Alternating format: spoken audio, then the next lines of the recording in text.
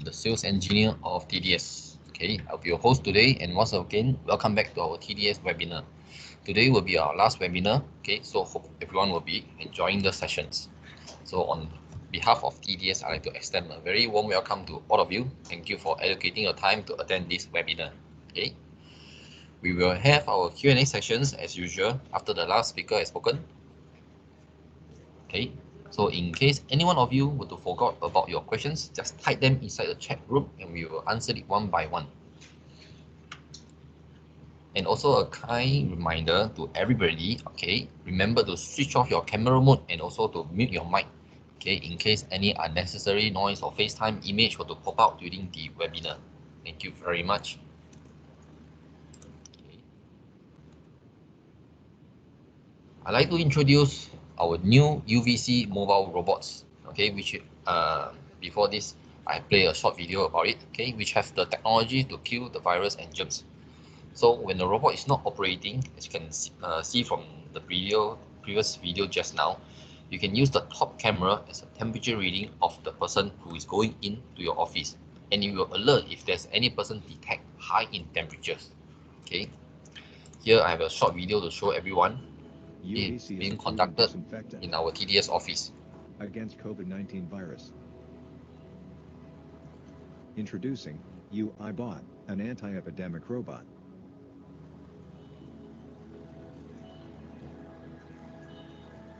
Disinfecting your office during after-office hours without the need for any human supervision.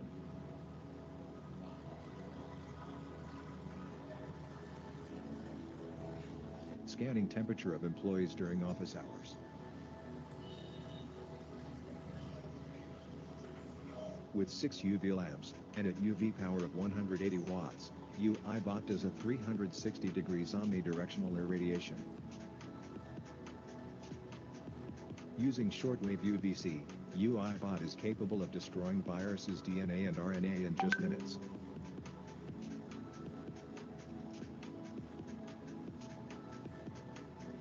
Contacts us for more information.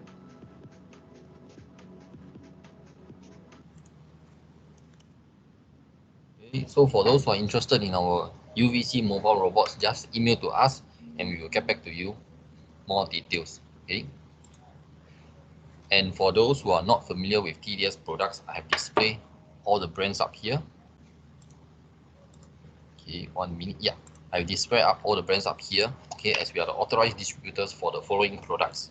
So if you have any project but you are unsure of which product or specs to choose, just speak to us directly and we will guide you slowly in choosing the best product for your applications.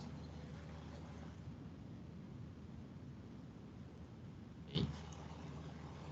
And for those who have missed our past TDS Youth webinar, not to worry, just subscribe to our TDS YouTube channel, okay, as we have uploaded all our past webinars up online. So you can also remember to click subscribe on it and can view all our past webinar videos.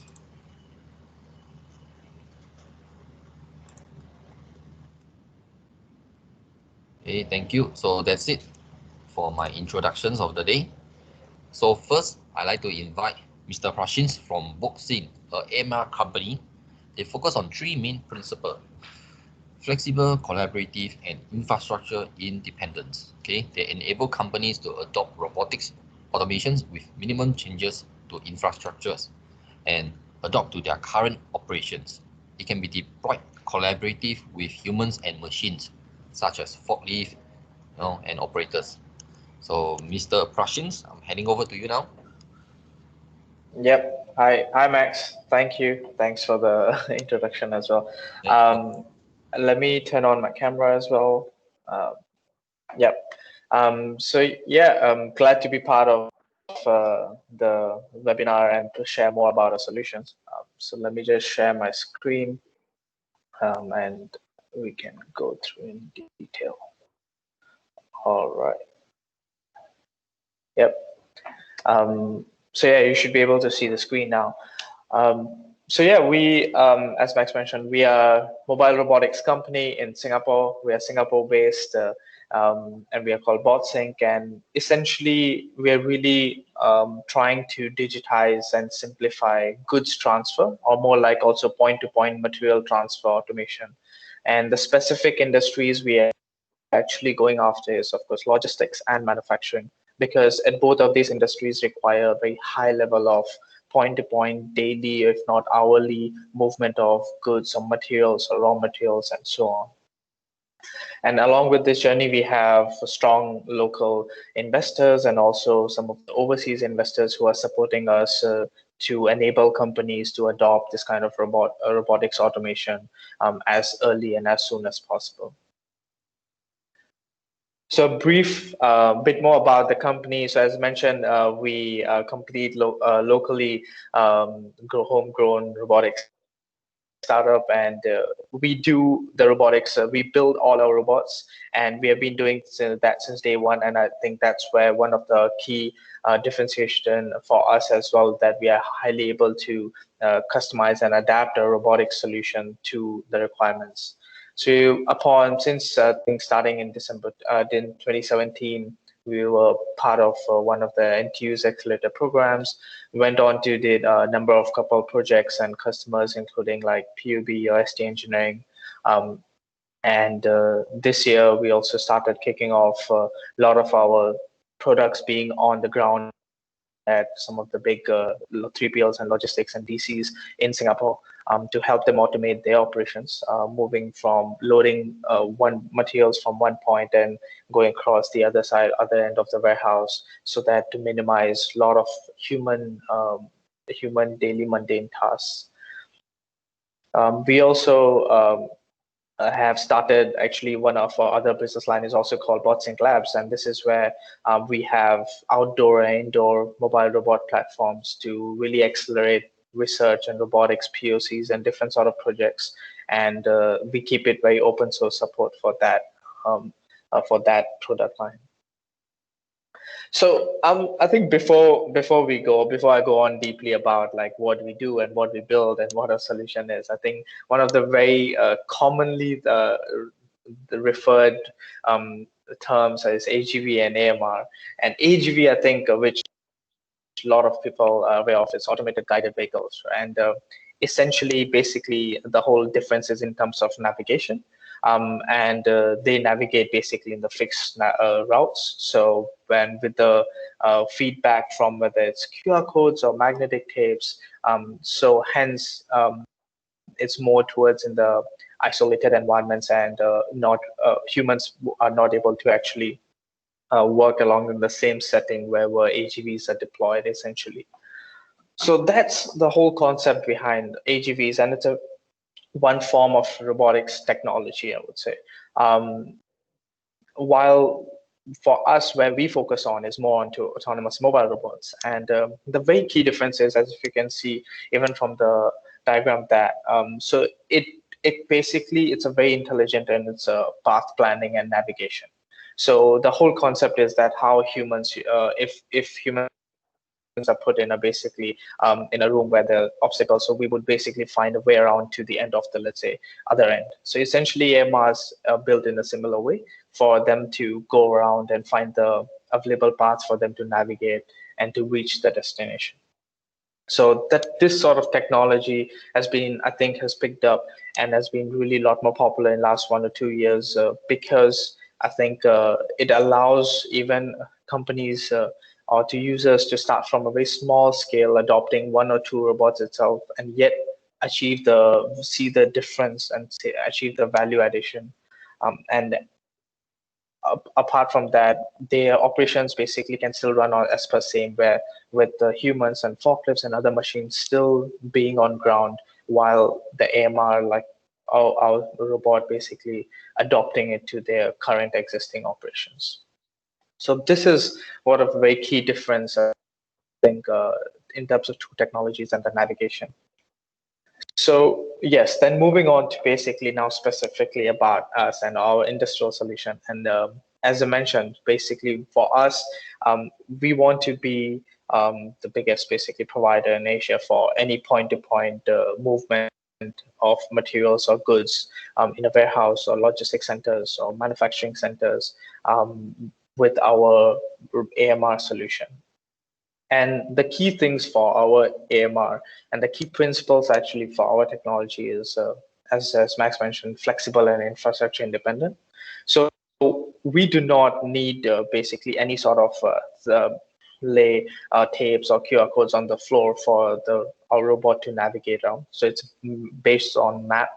And hence it allows a lot of collaboration and possible collaborations with at the environment. So whether it's humans or MHEs or even obstacles left around humans basically going across the corridors. So it's very responsive and collaborative. And that's what the whole idea behind our solution technology is, that we want to enable users to really just adopt it as in an easy and as easy manner as possible. So where we, of course, there are numerous possible scenarios or applications which are, if you think about it, it's possible from like point to point, just goods movement. But I think if we specifically narrow down, let's say for production factories or manufacturing centers, or the kind of processes which we see where this kind of robotics automation will play a big role and also adds a strong value is actually first is material movement of raw materials. And this is where we see, because it's on a very daily basis, that from warehouse or storage to production floors. So you feed in basically the raw materials to the beginning of production floors. So majority of movement is either manual or some semi-automated, which can be easily fully automated with this kind of solutions. WIP is applicable in some sort of industries. However, finished goods, again, is a big other process where once the goods are basically out from the production floor, so whether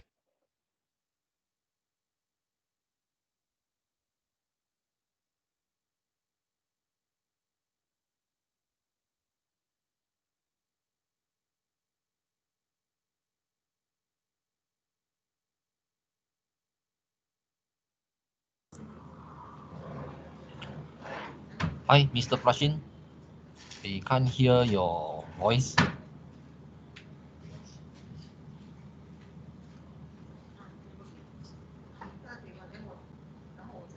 Hi, Mr. Prashant. Are you still around?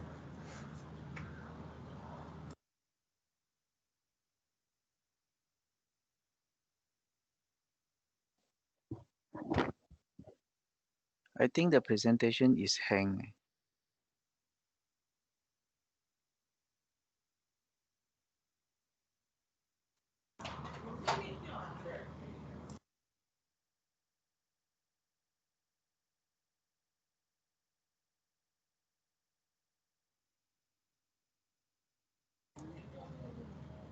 Hello? Hi, Mr. Prashant. Are you still there? Okay, I believe there's some technical issues. Okay, just give us a while.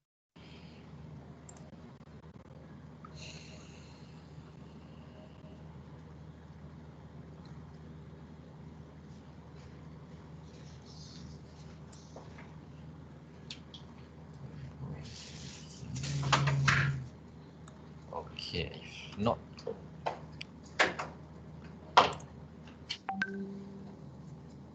Okay.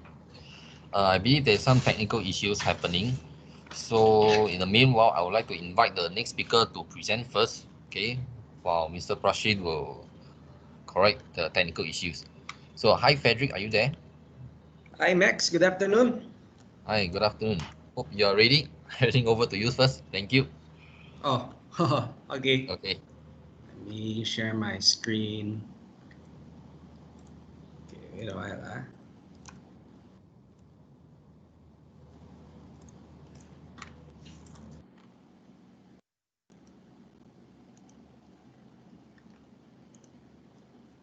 Hi, Max.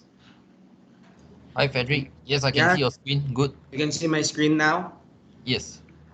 Okay. Just 1 minute. Okay, wait a while.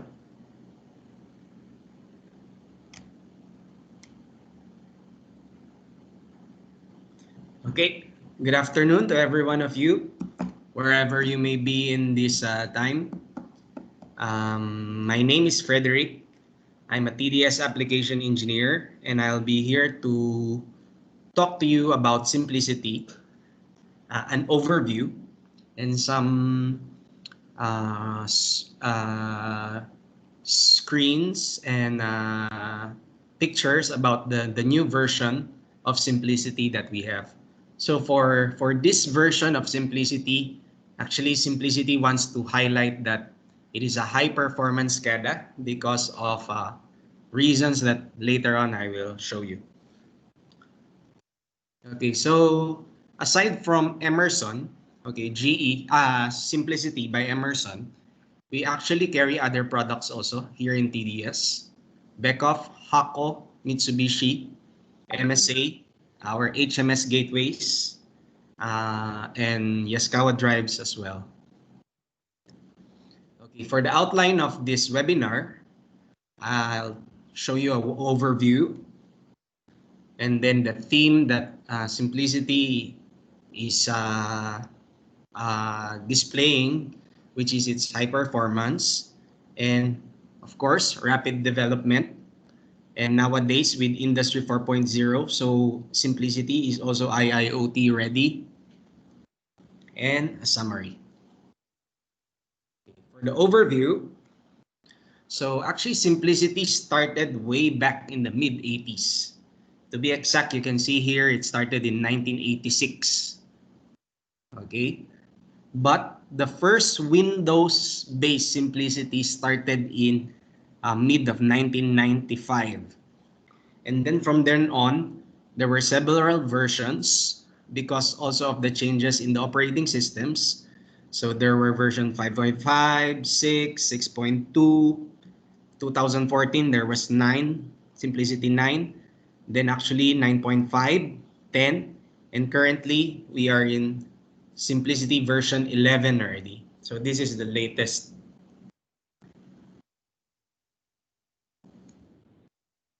Okay, Simplicity 11. Okay, because of all those years of Simplicity history, there's actually 100,000 nodes installed worldwide. Okay, in several industries like power generation, automotive, oil and gas, chemicals and plastics, and metro, cities like Copenhagen, Dublin, Dubai, and Barcelona. Okay, other industries would be metals and mining, waste to power plants, water and wastewater. So basically Simplicity is in different industries. So it's a SCADA software, it's an HMI software. You can use it as a platform for you to implement in these different applications or industries. Okay. So the key capabilities of an HMI or a SCADA, so basically Simplicity is a visualization and a monitoring software. Of course, if you put control, so as you can see here, you actually have a faceplate of a pump. So you can start, stop, monitor errors. And due to the big system that you may have, of course, alarms has to be managed. So there's also alarm management. And with the data from your transmitters, perhaps temperature transmitters, pressure transmitters, humidity transmitters, you also can trend them. So Simplicity also has these trending tools. And aside from that, you can have work process management, reporting, escalation, batch management, and etc.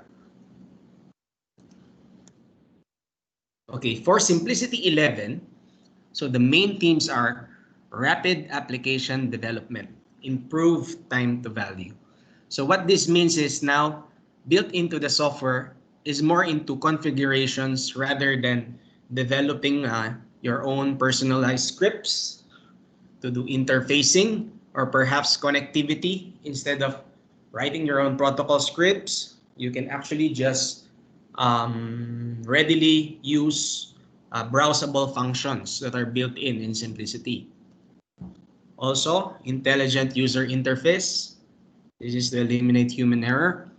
And nowadays, I believe softwares has to have IIoT technology within them, okay, to make them Industry 4.0 ready. Okay. A high performance HMI. Yeah. So before we tackle that topic, maybe we should see, ask the question actually, what makes a good operator interface from an operator perspective? Okay, so an HMI has to be simple, intuitive, confident, and seamless. So what does simple means? So that means that we should be able to recognize and understand information with ease and speed. Intuitive, to be able to anticipate and recognize issues quickly and respond instantly. Confident, we should have confidence in the control system. And seamless, we should be able to complete the task and navigate seamlessly. So these are the characteristics of a good operator interface. So that is why an efficient HMI increases the usability score by 70%. So from this kind of HMI that we used to be, okay, that we draw the diagrams of our equipment or application or system, then we put a lot of parameters or parameters and data that we monitor, temperature, humidity, pressure, and then all the valve status. So actually, as your application is big, then there's a lot of instruments there, then your HMI becomes more cluttered. Okay, if an operator looks at it, there's so much information to see that the operator cannot captivate what is the need of the time. So that is why with the new Simplicity SCADA, from that old cluttered graphic will now be with this look. Okay, so this look has been carefully thought about.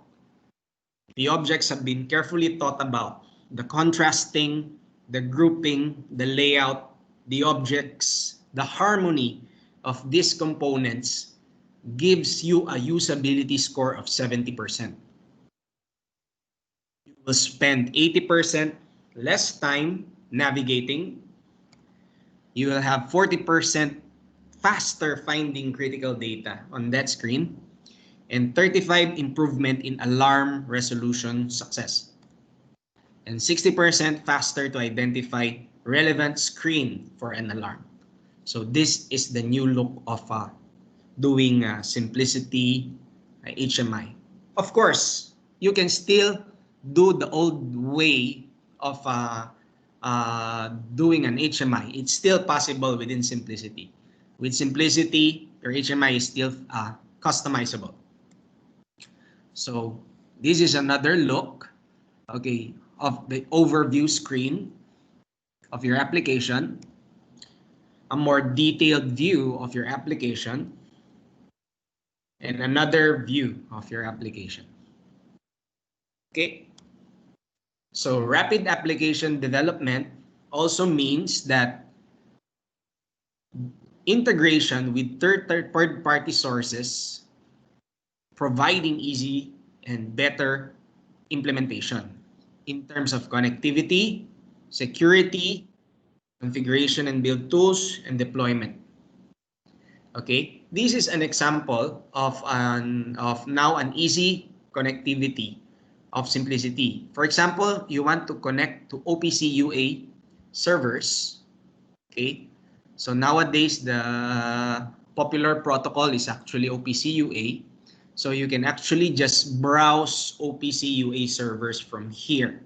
So instead of making tags manually, making maps or records of all these tags, you actually can just browse it with OPC UA. Okay. Then you reduce or eliminate scripting in your applications. So nowadays, for Simplicity, you open and overlay screen variable assignments by value, or what this actually says is you don't have to script too much. Rather, you just have to configure screens in order to make them dynamic by just using variables. So you reduce the scripting on this part. And then you also have some enhanced expression functions, time, shape, and text formatting. So this one actually, the developer or the system integrator or the user of this Simplicity software will appreciate. Okay, class browsing. Okay, class browsing is, this is when you develop an object.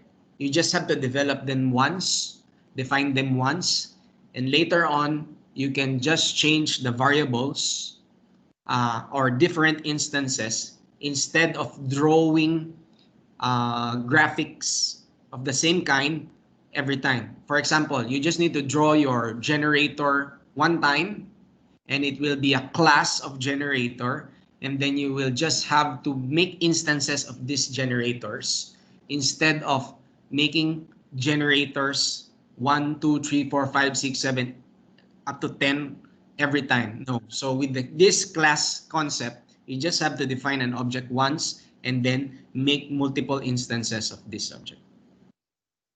Okay, this is more advanced feature for scripting.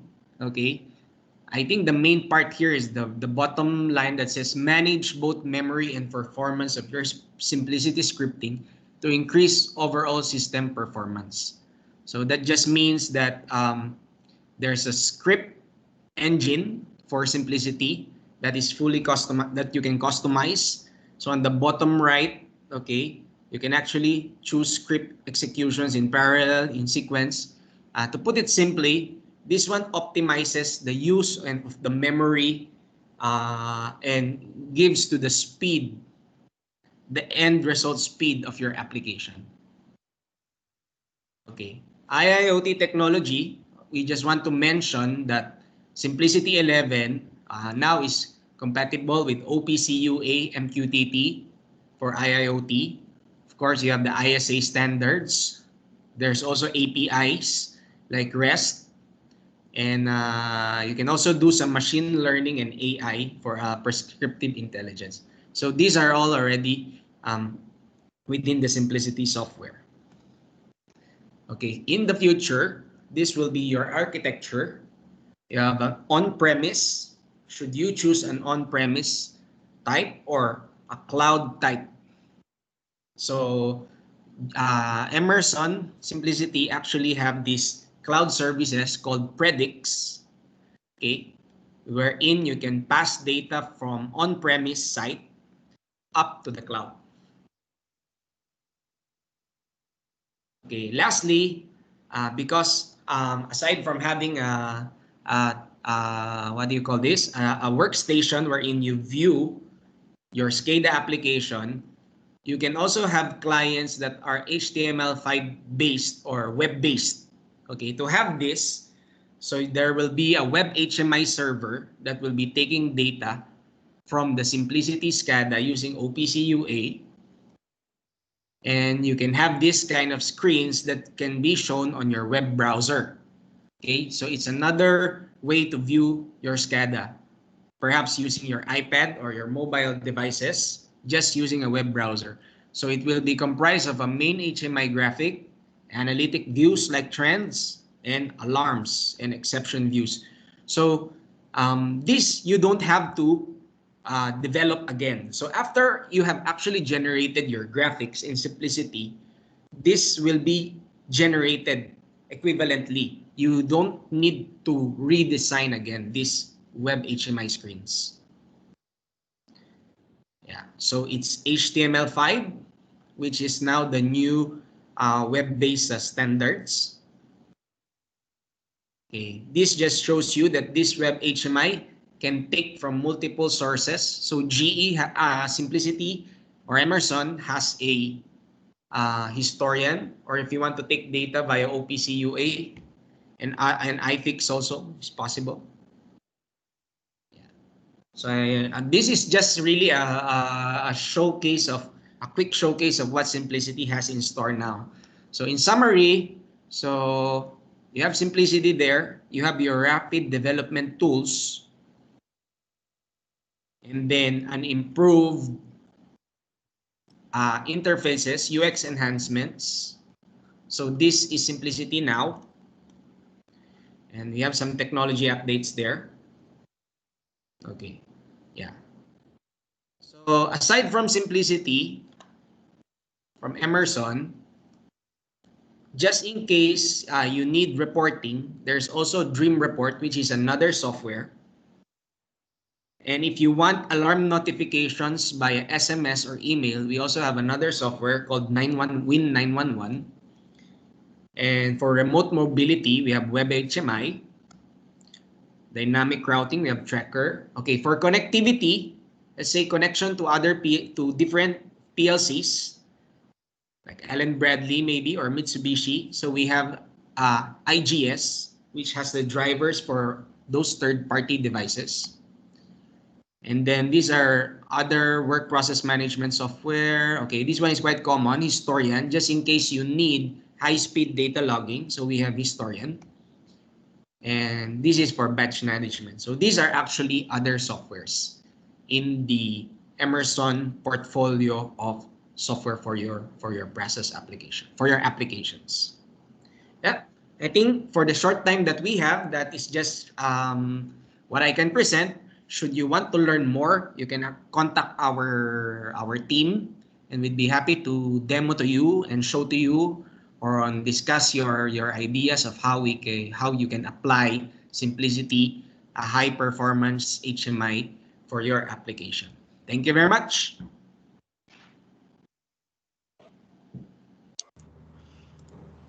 Hi, Frederick. Thank you for your presentations. Okay, now I'm inviting again Mr. Prashant. Yeah, hi Max. Sorry. Hi, Mr. Prashant. Hope this time around the computer is working good for So, you. yeah, sorry, had internet connection. Sorry, guys. No problem. I'll just share my screen and I'll just straight go to the topic. Yes, you may continue from your last slides. Yeah. Okay. I think hi guys. Sorry. Back again. Yeah. So I think I had already introduced the company and our company history of how we are fully in Singapore and we are Singapore based. And so I think I just wanted to cover the kind of technology we are in and the kind of key differences between what commonly known as AGV and AMR. And I think AGVs, the very key difference in terms of technology is that it's fixed navigation routes. For it to navigate, it requires constant feedback, whether it's through QR codes or magnetic tapes or anything of that sort.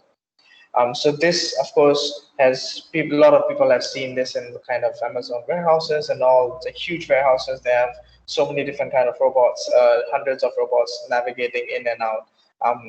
So it works in a very isolated environment where there's no human operators going inside where the robots are navigating. So contrary to basically for last 1 to 2 years, what AMRs has been a lot more gaining, I would say, attraction, or it's because of the technology's flexibility. And this is where it allows a robot to navigate around the obstacles of essentially to find a way to the destination point. And in a way, if I relate it, so in a very similar way of how humans would navigate around the room to go through the obstacles and to eventually reach the destination. It's a very similar, a lot more flexible and collaborative way of robotic movement. So of course, we are in the space of AMRs, and we actually are the sort of we actually are the suppliers and the OEMs, if you say that, for our robotic solutions. So because we designed it completely in-house, we have partners doing fabrication, and we get the keys, PCs and sensors, but all assembly, QC, testing, full software stack is all developed by ourselves. So for all our robots, we like to do end-to-end robotics aspect. So that we can do a lot of, we have the control, we can do a lot of configuration, we can customize it for our customers and their unique requirements. So yeah, essentially, it's a lot more collaborative and flexible. And those are the key things for us, our technology. We want to enable customers to actually, or users to adopt it throughout without any changing much of their existing operations. So it's a robot adapting to users' current operations and not the other way. So the key applications of, because we are in the space of basically automating point-to-point material movement. And if you think, because there's so many different possible ways of implementing it or using it at for different operations. But if you focus, if you focus on more production factories or intralogistics or manufacturing centers, actually, the kind of key main areas or operations where we see this can really help add a strong value addition is raw materials movement, WIP, and finished goods. So I think a lot of, especially all manufacturers and factory owners, they would understand that they have a daily movement of raw materials and moving finished goods. So whether from warehouse or storage to startup production flows, or finished goods, which are end of production flows to QC or warehouses. So this is where a lot of it is done manual and it can be automated with robots very easily. Specifically into warehouses or DCs, there's a lot of daily process, hourly process of put away and internal stock transfer and packaging. Again, in a similar way, inbound, and especially long warehouses where you have 50 to 100 or 150 meters of distance you have to travel. So a lot of it, movement is a lot manual or through forklifts, and it can be easily a lot more, have a safer operation through such robotic solutions. So I think I want to emphasize a lot more about the flexible part of our automation solution, and that's where the key is, because a lot of people see robotics or AGVs or AMRs and they see in a way like, oh, it's very fixed, or I have to change so much of my operation to adopt it, to try it. I think so for us, flexibility comes in a very lot of ways of how the point from initial loading point to unloading point happens. So if you talk about loading points, and this is where you have so many different configurations for users to actually use our MAG solution. So whether you have manual loading through humans or forklifts, or you have automated conveyor line where you want the robot to integrate, precisely dock and load the items, or is it automated palletizing is quite getting common nowadays, or whether it's through robotic arms, so or ASRS or vertical carousels.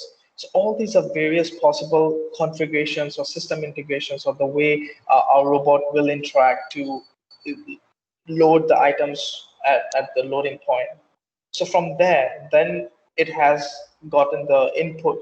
From there, in transit is where our key intelligence comes in, whether our fleet management system and the intelligent navigation to essentially reach the destination, finding through the possible paths and the current, basically the operations, and to reach to the destination point. And again, at the destination points, when you want to unload, again, equal number of ways of basically a MAG robot interacting with the external systems. And the thing is that depending on the operations, for example, it doesn't have to be, for example, manual to manual. The flexibility of it lies in that whether if loading is manual, so it can unload directly, for example, let's say to a pallet ASRS, or whether to a conveyor line, or vice versa. So this flexibility and this configuration is what we really we see and we emphasize on our solution and our technology as well, because so that it allows users to be very easily adopt and these kind of robotic solutions, whether it's even one robot or two robot, eventually like 30 robots. For us, we want to keep that flexible configurations for users. So in terms of if you see how the robots are controlled, or like what users see it and how they see what robots are doing. So input details, as I mentioned, so whether if it's standalone system where it's not interacting with any of the existing systems, then it's just a simple manual user input where it knows, okay, this is the pickup, this is the drop off, and it will repeat the task on whether every hour basis or as per the schedule is. If it's integrated, then of course it can take that data from different external systems, for example, mostly, for example, logistics, we see warehouse management system. So WMS, it can take in the data automatically. So the human intervention is very basically minimum, because two systems are working collaboratively to move the items from point to point. Map is something, so this is what one of our key area of technology is that, so we map the area of, for example, if you have a operation area at one level, so we map the area one time in the beginning, which is a very quick process. And after that, we sit with the users to really define what is possible and where they want the robot to move or where it can move and all the points as well. So this is where we really customize a lot for each of our clients so that it operates in a very safe way and also the way the users want the robot to move. So then from there on, basically the web interface, and this is which you can key in from with the phone or tablet or website or your control station as well to see each of the robot status, each of the task status, which item has been moved, which item has not been moved, which is in transit. So a lot of visibility to basically managers or control stations at the site.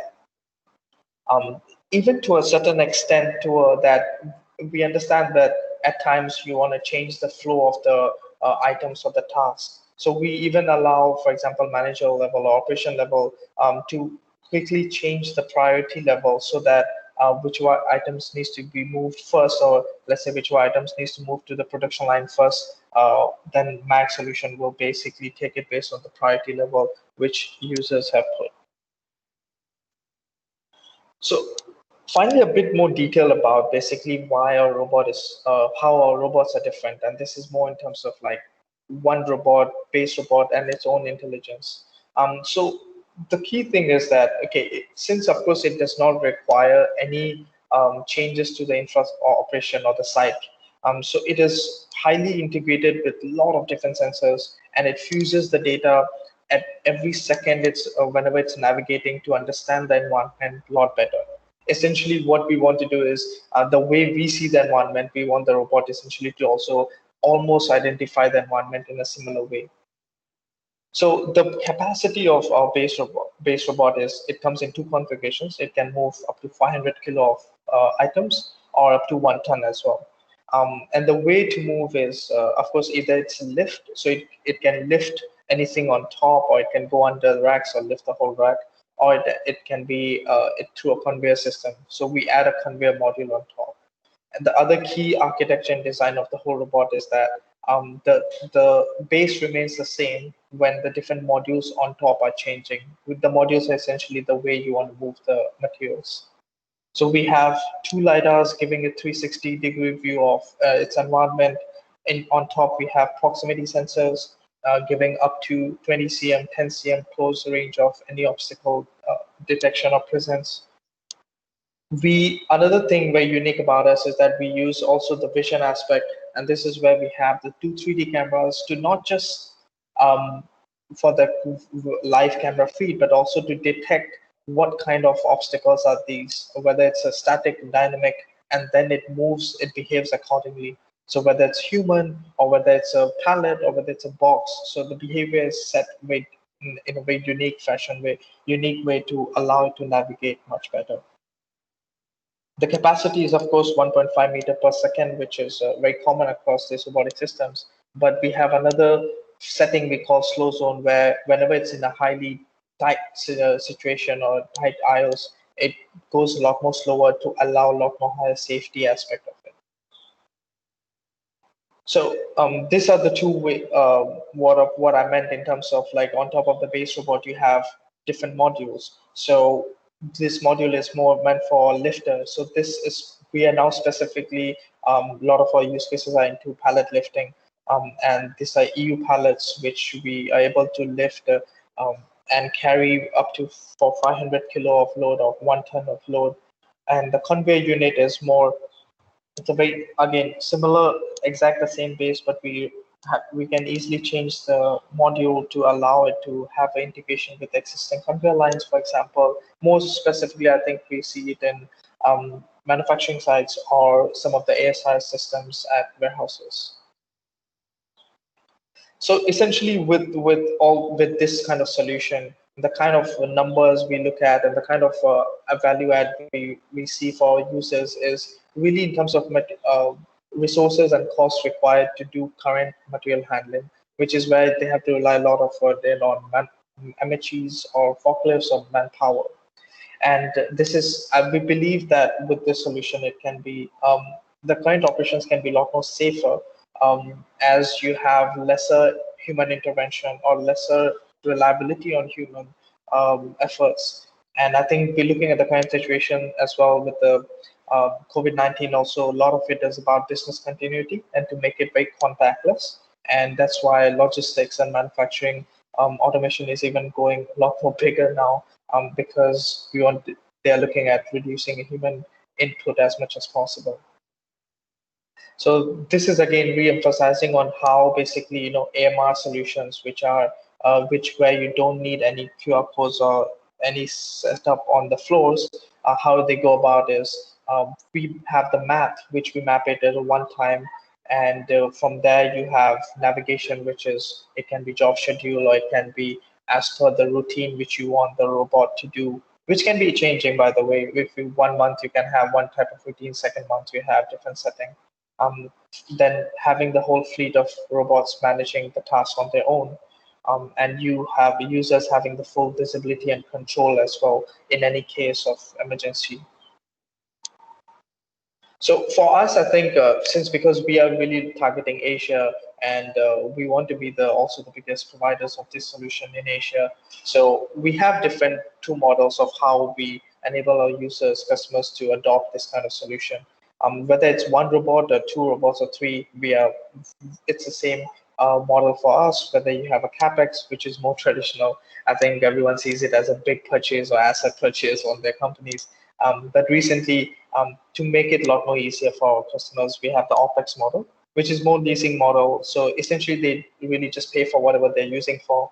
And they can, a lot of them are always hesitant, I think, to also see it as like it's a big investment. But I think Opex model allows them to even evaluate for, let's say, 3 months or 4 months to see whether it really adds the value. And again, this can be the modules we can also work with customers to change it, even with the Opex model as well. So yeah, essentially, I think that's very quick, which I wanted to go through about how we work with customers, what kind of solution we build, and how we are unique as well. And we'd be more than happy to actually discuss further if any of you have questions or any things to about the possibility of robotic automation for your existing operations. Yep. Thanks. I think that's it from my side, Max. Yeah.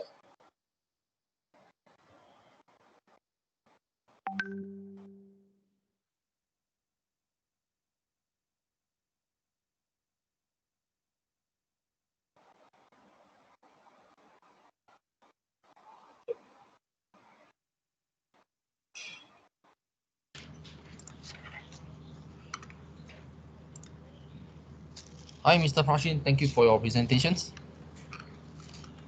Thanks, Max. Yeah. So it's finally time for Q&A. If anyone has questions, please type inside the chat room.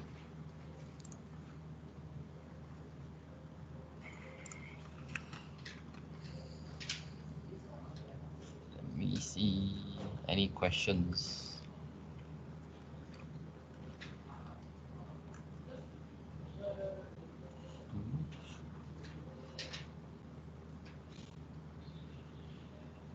Okay, we have a questions from somebody, but it's not related to the topic. We will get back to you individually. This is something from Singapore Tech. Okay. Xiong Electric People. Yes, we have also. No problem. Okay. I think so.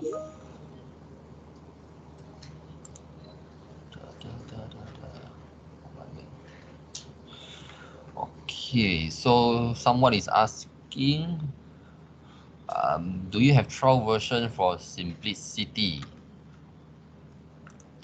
So hi Frederick.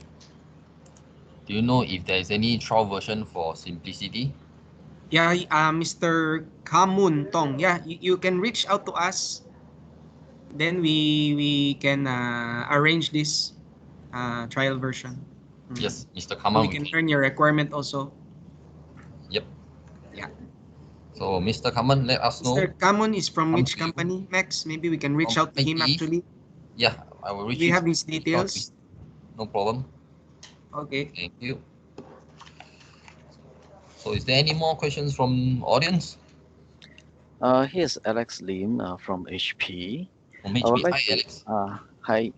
I would like to ask that for the AGV or AMR. So what is the stopping accuracy? I know that if you are going to transfer a pallet, if you are going to transfer a wooden pallet, that would not be any issue for any pallet jack to go and jack out and do the loading unloading. So there is a heavy industry, and I noticed that AMR also spec as a 500 kg and 1000 kg. So is there any application for light industry use and more accurate stopping position? Hi Alex. Thanks for the question. So you're mentioning that okay because of the higher payload and the and you and requirement of higher accuracy, stopping accuracy, right? Right, and the lighter payload as well, right? Less than 500 Yeah. kilos. Yeah. Actually, so for our accuracy, right? And even for example, this is even to accuracy of navigation as well. So for example, our docking accuracy is a sub-centimeter with just even vision aspect. So without having any feedback, so we actually have a docking accuracy of sub-centimeter level. In terms of stopping radius, stopping distance, and this is something I think we are very particular because, as you rightly mentioned, that because of the safety, right, and hence the kind of speed we operate and the acceleration limits which we put is so that whenever it's heavy on top, we have a bit of allowance for it to stop, let's say within whether it's 0.1 meter or 0.2 meters, and hence our detection of obstacle is way ahead. So within 5 meter itself, we would detect and it would just slowly stop before even having any close proximity with obstacles. In terms of lower payload, so actually for our 500 kilo payload capacity AMR, the robot, it is very easily put into if you are looking at 200 kilo as well. We have implemented the same system with the 500 kilo capacity as well with the same robot. However, to address your concern about stopping, and so that we actually can change it in our navigation stack as well to accommodate it for exactly your operation.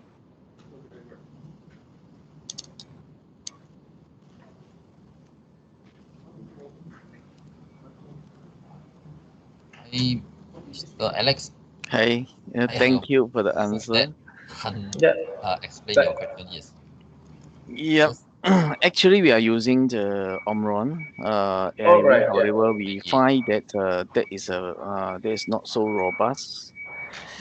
We are looking for more robust application, and as well as for the stopping. Actually, the AIV we need to have a magnetic stripe to guide the AIV to very accurate stopping position.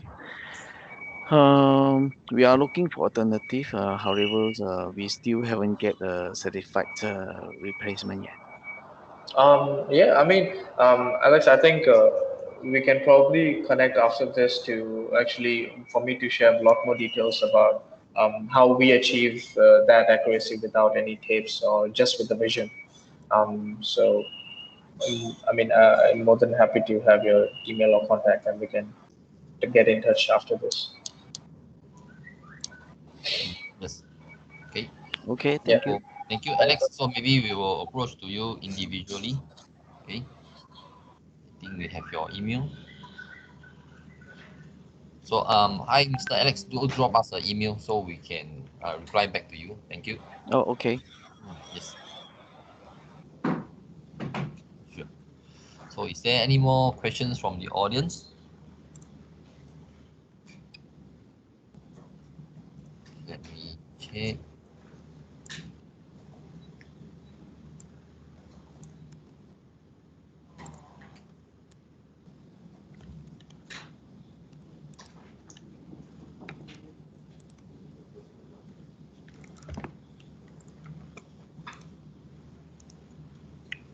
Okay, I think there's no more questions already. Okay, there's a question from Singapore Tech A1 something Xiong. Okay. So if there's any other questions, just email to us directly and we will approach to you individually. Okay. If not, thank you, ladies and gentlemen. We have come to our end of our webinar. Thank you very much for your participants. I'd like to thank you all speakers as well for your presentations. Okay, I hope you enjoy the program. Thank you. So if anyone has any further questions or any inquiries, just email to us and we'll approach to you individually. Okay, thank you. Thank you. Okay. Thank you. Thanks, everyone. Thank Bye. Thanks, Alex. Thanks, team. Bye.